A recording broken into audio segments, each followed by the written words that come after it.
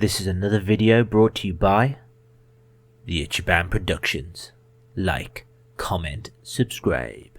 So welcome everyone, happy days are here again. We're back with another tech review, and this time we're looking at the MagSafe Leather Wallet for iPhone. So I know the MagSafe wallets have been out for a while. I bought one for my girlfriend when it first came out, and she liked it, but however she was very worried about it slipping off the back of her phone, and I think that's a genuine concern. So one of the big things I want to find out in this review, is it going to stay stuck to your phone, or is it going to fly off and disappear to Narnia with all your cards and details? This here is the saddle brown leather edition. It comes in all sorts of different colours, but I quite like the saddle brown one. It kind of matched, my girlfriend had like a matching leather case on her iPhone 12 Pro Max. So it fit in quite well. However, it didn't get the use, so I'm going to see, can I get some use out of this bad boy? To clarify, this won't fit on any iPhone. It's got to be a MagSafe iPhone. So that's any of the iPhone 12s and up. Anything below that, it's just going to fall straight off, because of course the old iPhones don't have the magnet in the back for the MagSafe. So that's enough of the talking. Let's crack this bad boy open and see what's inside. So if you want one of these, it's going to set you back about $49.99, which is quite expensive if you ask me. Looking at the front of the box, we've got the old image there. Back of the box, MagSafe, Amazon label, because you know where I got this from on there. Natural leather, details on the bottom, on the side. It's very straightforward. Let's open it up and let's... there we go. And there's the wallet itself. Smooth. Taking a closer look at the wallet, out it pops here. Quite thin, natural leather. It's as you'd expect here. We've got some solid stitching around the outside, so it isn't going to fall apart. And then here we've got this bit at the back, which I think you're meant to push up, and out comes the card. Ooh, here we go. Put your card in, stick it on the back, and then you push that to get it up, which sounds interesting. We also got some documentation in here. Ooh, there's what the protective case was, because obviously this is my girlfriend's one. She took it off previously to use it. And here we go. Instructions, the typical stuff you'd expect. If you want to read it, feel free, but I'm not interested in any of that. I'm just interested in the wallet itself. So, let's see, how does it fit on an iPhone? So I'm fortunate enough to have a 12 Pro Max. So let's see how this fits on. Do we just chuck it out and it sticks on? Ooh, sort of. Ooh, there we go. Did we see that then? So there's definitely a much sort of more fixed position. So if you put it at the top, it will stick on. But if you slide it down, ooh, yeah, nicely into position there. Now, I can explain the magnets on this, because if you've ever seen the clear iPhone 12 case, it's actually got a circle and the line to show you exactly where the magnets are. So let's take that off and let's put on the case and show you what I mean.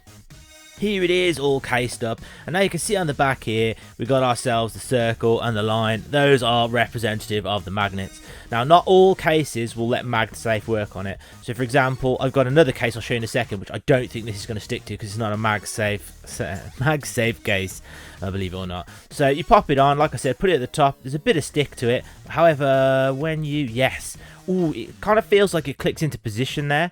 So I think that's better.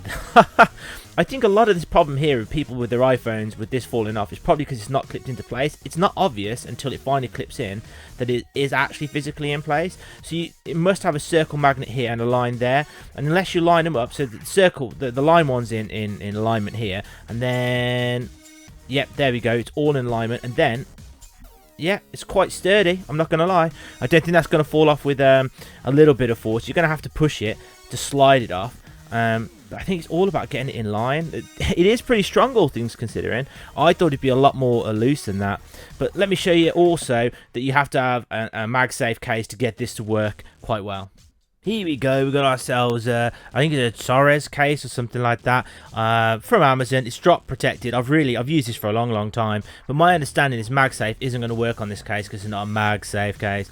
And, ooh, okay, so I'm wrong here. It does stick to the case, but it is absolutely nowhere near as strong.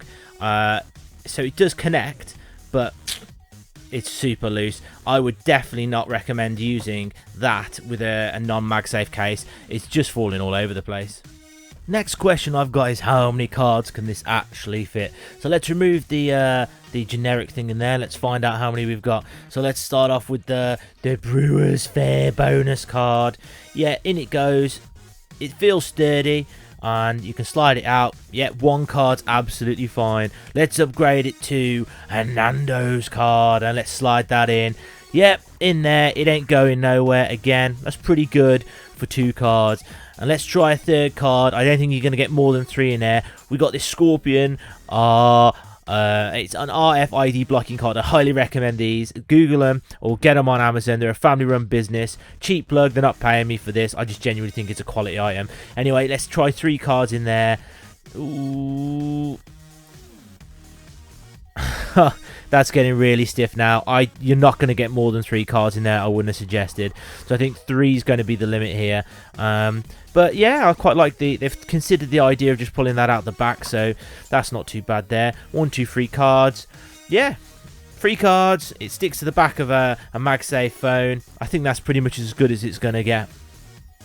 So with that in mind, I'm going to leave the review here, because what I'm not going to do is be one of those guys who gets it and goes, yeah, 10 on 10, who's never really took it out into the real world. So I'm going to use this for about a week. I'm going to come back and I'm going to give you my honest, genuine opinions. Is it worth 50 quid? Did it stay stuck to my phone? Is it worth buying? Or is it likely just to lose your cards because it's going to fall off? So stick around and find out.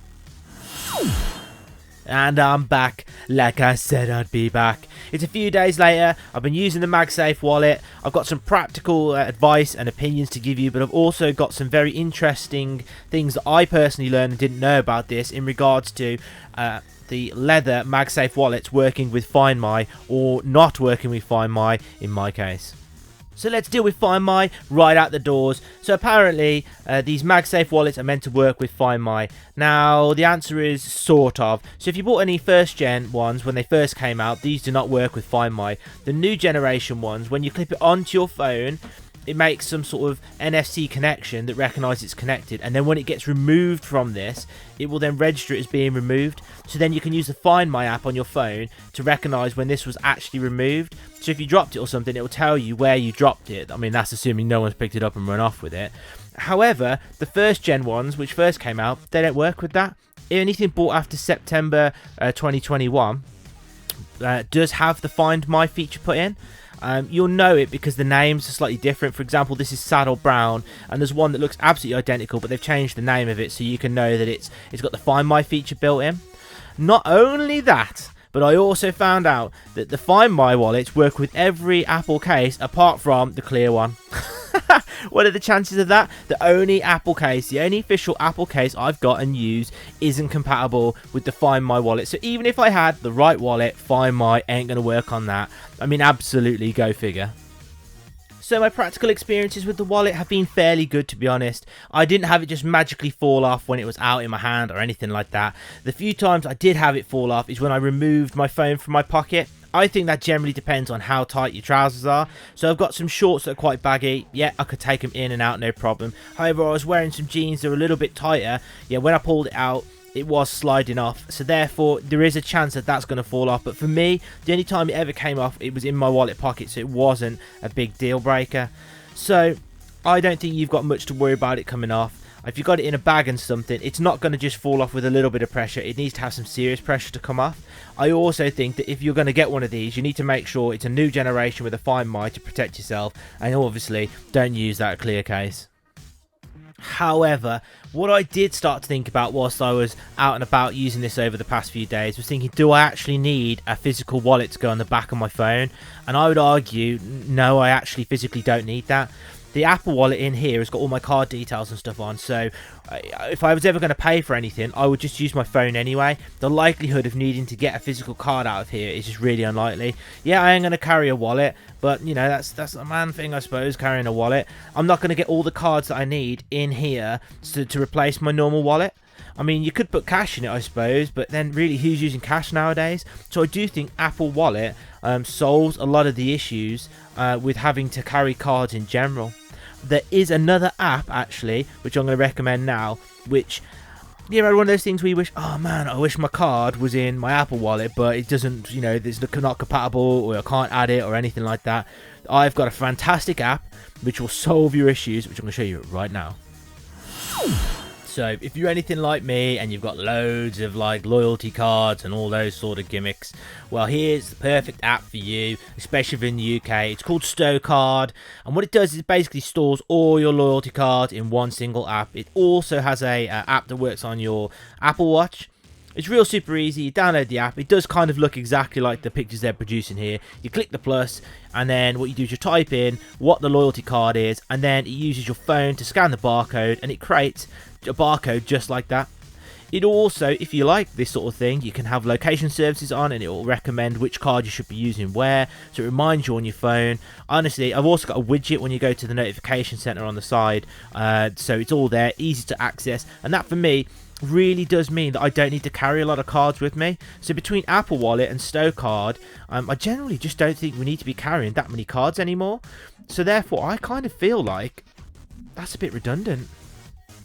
So here it is, it's time to put a star rating on the Apple Wallet. So based on my experience of the Apple Wallet here, with my clear case, I'm going to give this one about 2 stars out of 5 stars. £50 for that is way too expensive.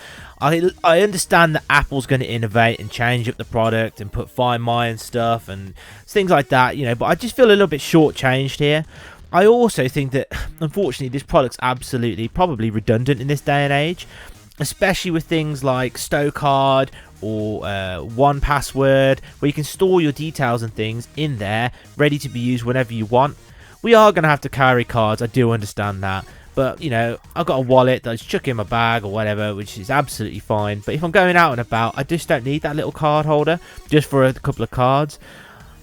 It's not going to fall off, so it's not as bad as all the scaremongering that I see online about, oh, you're going to lose it, it's going to fall off. No, that was certainly not my experience. I just think, 1, it's a product that doesn't need to exist, and 2, it's just too expensive.